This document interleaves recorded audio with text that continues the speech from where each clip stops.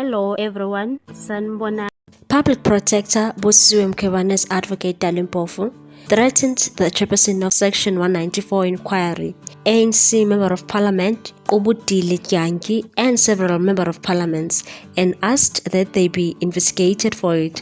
In terms of powers, privileges and immunities of Parliament and Provincial Legislatures Act, commonly referred to as the Powers and Privileges Act, it's illegal to threaten a member of parliament in the performance of their functions, and it could carry a person's sentence of up to 3 years. Mpofu asked for a postponement to work on the litigation following the Western Cape High Court ruling which overturned President Cyril Ramaphosa's suspension of Mkhwebane.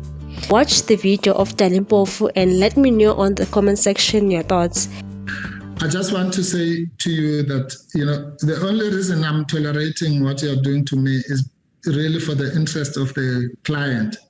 Otherwise, you're not entitled to abuse me like you're abusing me. I'm senior to you in many ways, not just in age, but in many ways, you know it.